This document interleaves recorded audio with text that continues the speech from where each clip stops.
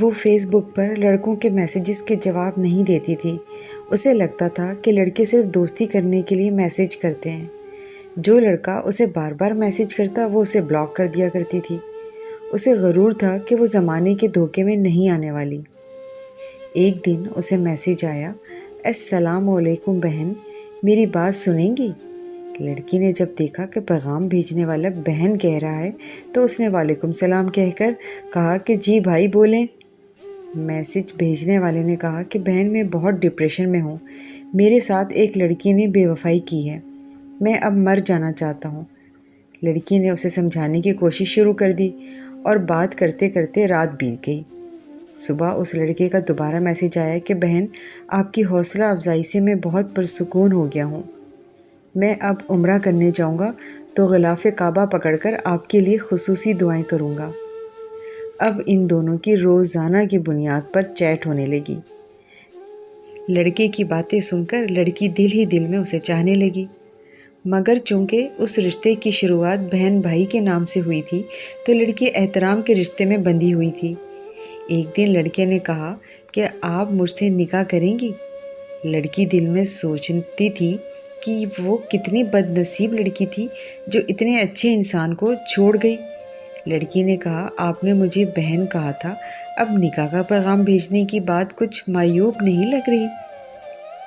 لڑکے نے کسی صحابی کا واقعہ سنایا کہ انہوں نے منہ بولی بہن سے بعد میں شادی کر لی تھی۔ بہن بھائی وہی ہوتے ہیں جو ایک ماں کے پیٹ سے پیدا ہوتے ہیں۔ لڑکی چونکہ پہلے ہی اس لڑکی کو چاہتی تھی، اس نے نکاح کی آفر قبول کر لی۔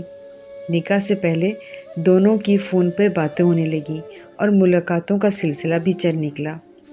ایک دن ہوٹل کے کمرے میں ملاقات ہوئی جس سے دونوں آپس میں فرینک ہو گئے، اور پھر ایسا کئی بار ہوا، مگر اب وہ لڑکا نکاح کی بات نہیں کرتا تھا۔ لڑکی کے اصرار بڑھنے پر لڑکے نے نکاح سے انکار کر دیا۔ لڑکی ٹوٹ چکی تھی۔ اس نے لڑکے کی فرینڈ لسٹ میں موجود لڑکیوں کو میسیجز کیے تو پتہ چلا کہ اس لڑکے نے سب لڑکیوں کے ساتھ یہی بہنوں والا رشتہ قائم کر رکھا تھا اور سب کو وہی محبت کی ناکامی والی کہانی سنا چکا تھا۔ لڑکی کمزور تھی، اس نے لڑکے سے احتجاج کیا اور بلاک کر دیا۔ اب اس لڑکی کی ذہنی حالت انتہائی خراب ہو چکی تھی اور اسے اس اذیت سے نجات کا واحد حل موت نظر آتا تھا۔ یہ ایک سچی کہانی ہے جو ایک لڑکی نے ماہر نفسیات کو میسیج کر کے بتائی اور ماہر نفسیات نے اپنے یوٹیوب چینل پر سنائی۔ یاد رکھیں، اگر آپ کو کوئی ان باکس میں آ کر السلام علیکم کہے تو اسے ایک بار بچیں، اور اگر آپ کو کوئی آ کر کہے کہ السلام علیکم بہن تو اس سے 100 بار بچیں۔ ہم سب کے ساتھ زندگی میں کہیں نہ کہیں محبت کے نام پر دھوکہ ہو چکا ہوتا ہے۔ ہم سب جذبات کی روح میں بہہ کر اپنا ناقابل تلافی نقصان کر جاتے ہیں اور پھر عمر بھر کا رونا اپنے نصیب مان لیتے ہیں، مگر رونے دھونے اور سوگ منانے سے یا پھر خودکشی جیسے غلطی کرنے کا نقصان صرف آپ کی ذات کو ہی نہیں ہوتا۔